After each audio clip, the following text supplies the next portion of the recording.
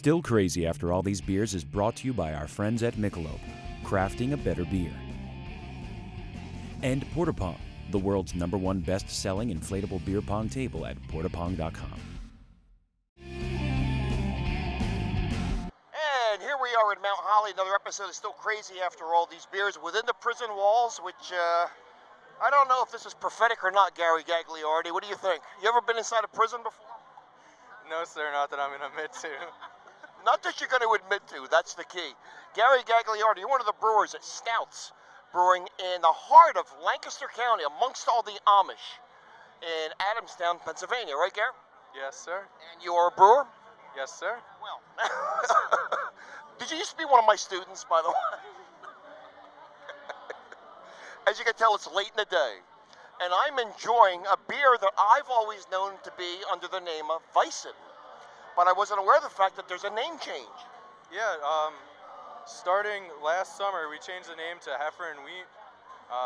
Same beer as the Weizen always was. Same award-winning beer that has, I don't know, a bunch of GABF medals. Absolutely. Just a new name now. And does it make a difference? The name? Yeah, does the name change make a difference? I think our sales might be up a little, but I think it still tastes great either way. Well, that's the key, Gary. It's the same beer that I remember, and this is a crisp, absolutely remarkable summer beer. And so the name to me is almost immaterial, but let's face it, if someone doesn't know the beer, they go into a store and they see the bottle, they're attracted to the label and maybe the name, and maybe that's the key to it.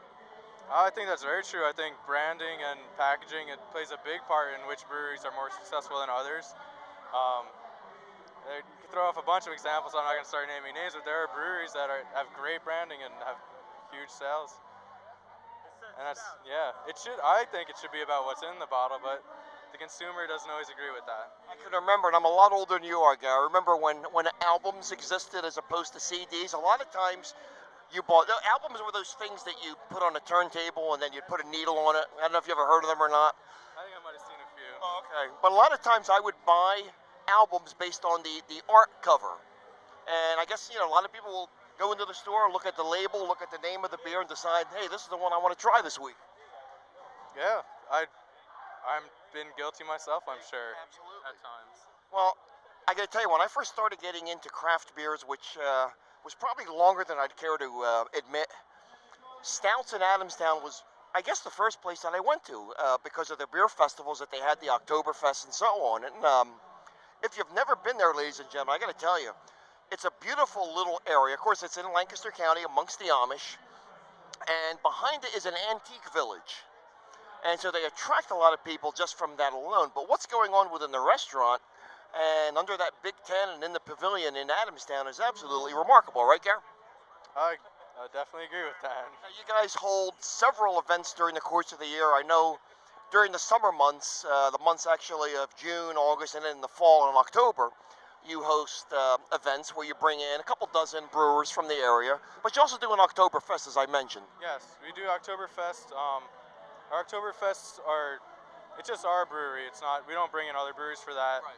We have classic German-style bands and classic German food and all that stuff. And actually, we've added a fourth Microfest now.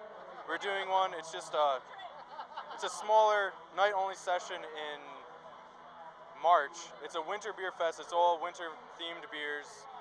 I think we had about 12 brews last time. And I think we'll be planning on doing it again this coming year. Now that I wasn't aware of. So you're bringing in some bigger beers. Are these winter beers, or are they getting into the spring beers?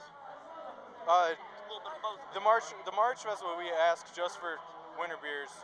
If they're not winter seasonals, winter type beers, stouts, porters, all that kind of stuff, the bigger things. And so, yeah, that was our new thing this year, and I think it'll be continued next year. Now, Gary, let me ask you: did you start as a home brewer? I did start as a home brewer, yes.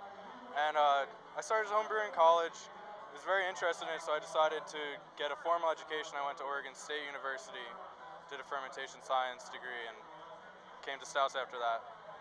So you worked directly with Stouts as soon as you had graduated? Had you done any volunteering work with them? Because a lot of brewers use a lot of volunteers.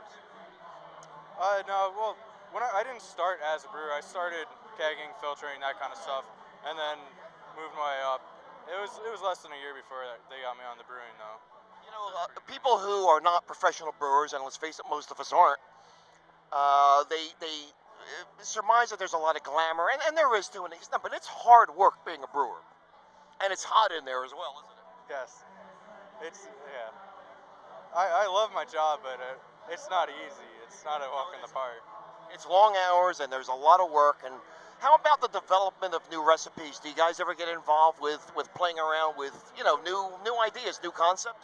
Yeah, we have a Brewer's Reserve line. There's no set amount of times we do it, just every once in a while. Each of us will take a turn. We have 3 brewers right now, and we'll make a recipe, something different we don't make, and we'll make one small batch, and that'll be served mostly in our pub, sometimes big bottles. Some of it will go down to Philadelphia to like select accounts, and we'll find a beer in there that we find is very popular. Actually, Kolsch was one of the Brewers Reserve beers, and that is actually, will next year replace Maibach as our new spring seasonal, because it had a lot of success with that. Our old Abominable Barley Wine, which we brew limited now, that started as a Brewers Reserve. So we toy around, see what works. Sometimes they're really good, and sometimes they're just once, and that's it. But it's a good idea. Come out with test batches, and like you said, you may develop them with select accounts and see how it goes over. Yeah, definitely. How's the restaurant doing? It's a great restaurant also. Some of the steaks I've had in that restaurant have been absolutely phenomenal. Yeah, Ed Stoudt knows where to buy the beef. Whenever I think of Ed, I always think of his breads. The breads are fantastic too, and actually we've moved to bakery now. We just opened, it's called the Wonderful Good Market, and it's an entire market. It's local foods, health foods, farmers markets are going to come in. We got, there's going to be a greenhouse, I believe, and all that kind of stuff. And our bakery's up there now. We'll be getting up. Cheesery too. We start making cheese. Well, yeah, I'll tell you what, cheeses are hot. Beer and cheese pairings are really a thing right now going on. So I'm going to be up there again in a few weeks. See you guys. Gary, I hope you'll be around. Maybe we could chat. I'll even let you buy me a couple pints of beer. If that's all right. No problem. All right. So from Stout's Brewery, this is Gary Gagliardi with Gary Monterosso, the 2 Gares, the 2 Paisans, right, Gary? And we'll see you next time on Still Crazy after all these beers. Cheers, Gary. Cheers. All right.